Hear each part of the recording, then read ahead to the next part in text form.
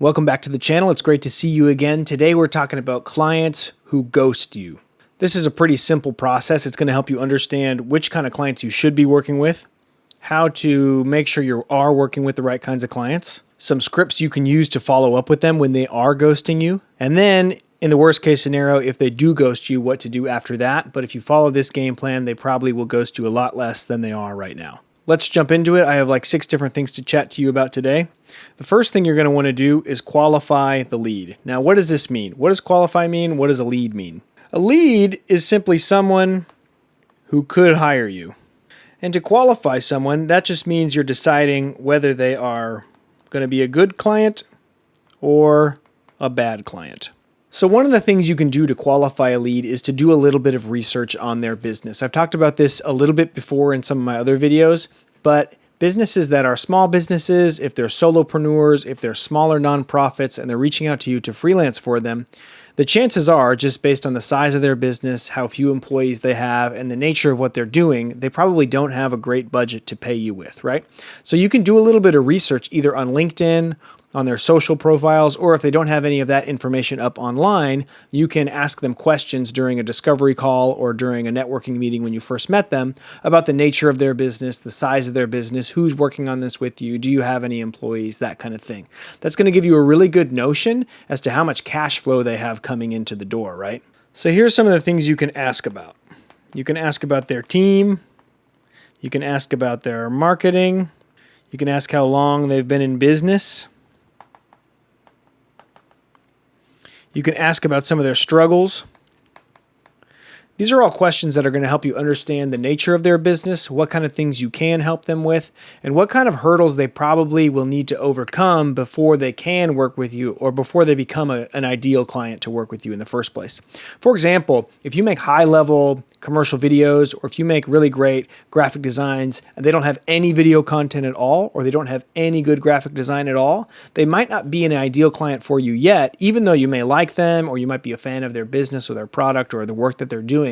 They still might not be a good client for you yet because they haven't proven themselves to invest the kind of money into the things that you do to become a good client for you. If they have no experience in the kind of work that you do at all, then it's pretty unlikely that they're going to be a good client for you. So all in all, these are just some things that you can do off the start to qualify the lead. You can check out their LinkedIn, you can check out their social profiles or their website. You can ask them these kind of questions in your initial discovery calls and understand, will they be a good client for me? This might all sound like gibberish or like, you're just shooting your shot in the dark. You're just guessing when you first start your freelance career. But the longer you work as a freelancer and the more clients that you work with, the quicker this process is going to be for you. I don't know what it is, but I think after a while you start to develop like a sixth sense for who a good client is and who a bad client is. The tendencies of clients who are really easy to work with and then the tendencies of clients who are not so easy to work with.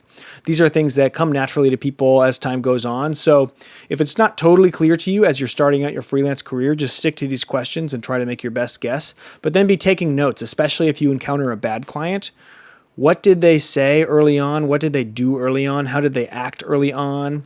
Could have tipped me off to the fact that they are a bad client. These are the things that you can be taking notes on to help you develop this sixth sense as your career goes on. All right, let's move on here to topic number 2. I'm calling this Scare Them Back. It's really not fun to get ghosted. It's not fun to create a presentation for someone or to create a creative concept or a pitch for someone, spend all this work, get your hopes up, get excited about the idea of working with them, send something off to them, and then hear crickets, hear nothing. That's really not fun. It's no fun to get ghosted.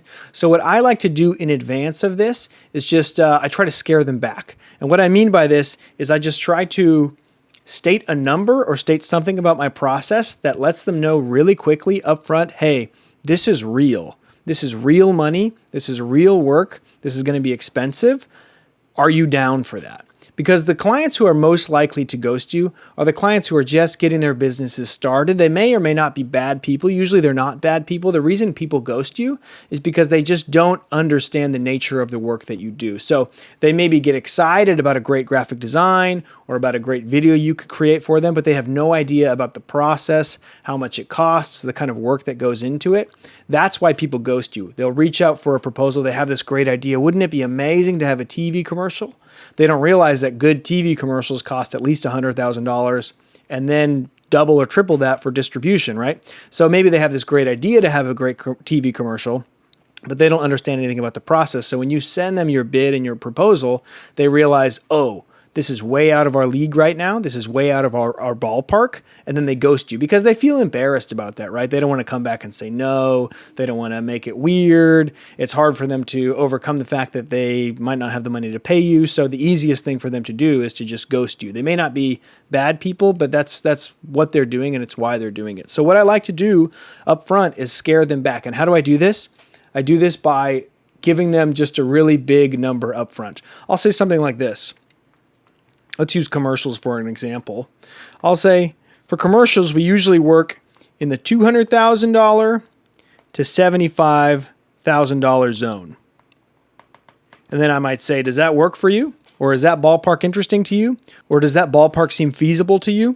This is just a big number that I try to throw out there. It's a big range, obviously, and if they want to negotiate or if their budget is more in the 50K zone or the 30K zone or less, that's something we can talk about, right?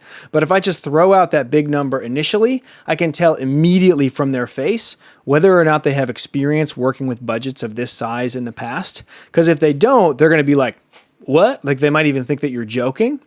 But if you throw that big number out, it'll prove to you immediately. It almost shocks them out of this like dreamer phase that they're in. They're trying to court you. They're trying to say, oh, we're building something really special here, right?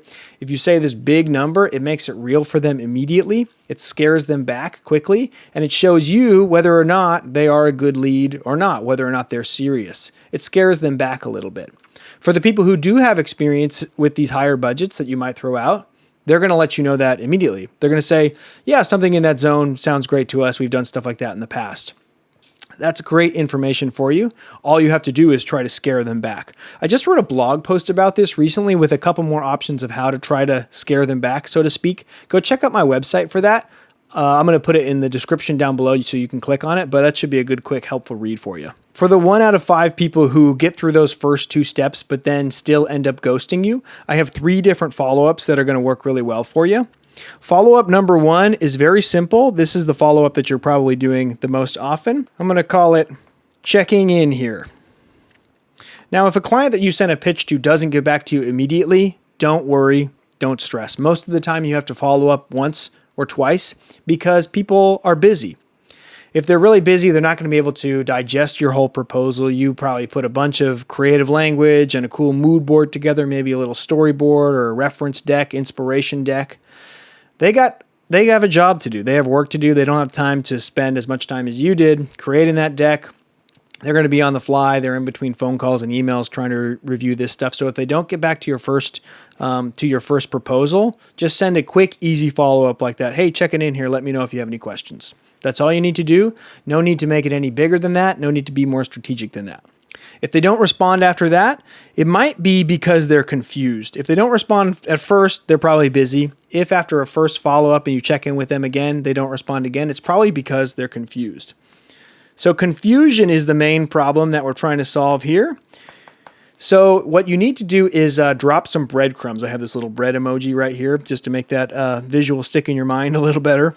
If they're confused, you need to preemptively answer some questions or drop some breadcrumbs to help them be able to respond to you. You need to toss them a lifeline to help reel them back into the boat and let them know that you're there to collaborate with them, you're there to work with them. So what I might do to help solve their confusion, I'll drop a little breadcrumb for them to use to respond to get back to me. I might say something like, just so you know, we can be flexible with these budgets. Let's say they're confused about the creative or the creative wasn't feeling right for them. If I have a notion that that might be the case, I might say something like, we can build a custom creative just for you. Maybe the timeline is a point of confusion for them. So you could say something like, happy to do this faster, and then offer to hop on a call with them. You could say like, let me know. Happy to jump on the phone, something like that. So that'll be your follow-up number 2. You just want to help alleviate some of their confusion and drop a little bit of breadcrumbs that they can use then to get back to you. So if you toss something out, hey, we're able to be flexible with budgets here, let me know. They might use that breadcrumb and say, hey, yeah, we were hoping you could be flexible with budgets. We're actually thinking something in this zone, something like that. That's just something that you can toss a little lifeline for them, help them make that happen. Now we're moving on to follow-up number 3. If they haven't responded to your pitch, and then your first follow-up, and then your second follow-up with breadcrumbs. That means you have 3 touch points from them with no new information. This is when you're going to bring out the big guns. This is the response. This is the follow-up that gets responses the most often. It's been working great for me. It's a pretty low touch. You don't have to be high pressure. You don't have to freak out on them. You don't have to get mad at them. It's just a simple question that taps into a frame of loss for them. When a client is considering hiring a freelancer or running a specific kind of project, they're trying to get as many options on the table as they can so they can, suss out which one's the best deal, which one's the highest quality, that kind of thing. So they're trying to bring a bunch of options up in front of them on the table in front of their bosses and show them, hey, this is the options that are in front of us. If one of those options seems like it's going to fall off the table or it's no longer going to be available for them, this is a big deal. They were trying to avoid that because they're just trying to fill up their table with options first. So if you create a mental frame that makes it seem like this offer isn't going to last forever or this offer might not be on the table anymore, that's going to get a response from them, right? Because they're just in options gathering mode. If one of their options is going to fall off the table, they want to go and figure that out. So that's literally what I say in this email. If after I've been ghosted a few times, I'm going to say something like this. Is this project off the table for you? This is my whole email. I'm not going to say anything else after that. I might say like, hey, John, or hey, Sarah, hope you're doing well. I know things are busy. And then I'm just going to finish my email with just this simple question. Is this project off the table for you? This email gets responses. It's crazy in minutes. People, will just like wait on other emails. They'll sift through other information, but because it taps into this loss frame, if it feels like an opportunity is going away for them, they're going to respond to this in just a few minutes. They're going to say, hey, no, sorry, it's not off the table. And once they say that, once they say, no, it's not off the table, then they're going to let you know what other limitations they're running up on. Well, the budget was too high, or my boss doesn't think the creative is quite right, or, things are changing on our end. They're going to give you some information that's going to help reinform how you re-engage with them. But this follow-up works really, really well. Just asking them, is this project off the table for you?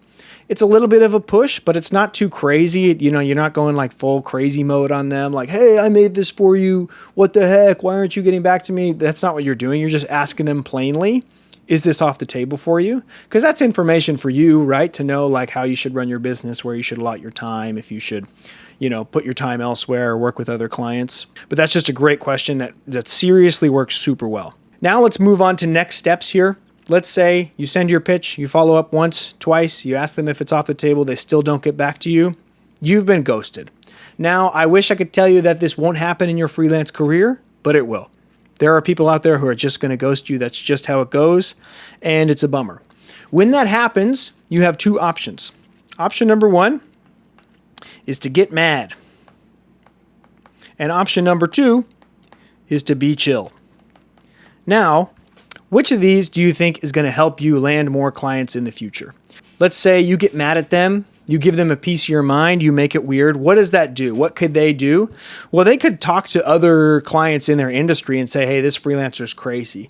They could have another person in a different industry, one of their colleagues or someone they know, their friend or their family, reach out to them and say, hey, do you know any freelancers who do this?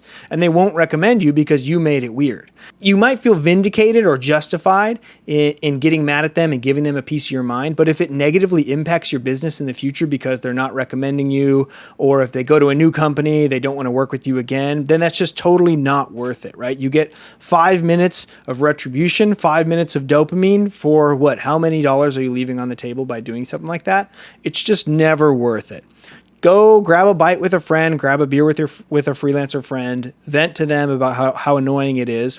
Go back to step 1 and step 2, learn to qualify your leads better, learn to scare your leads back. That's going to solve 80% of your problems.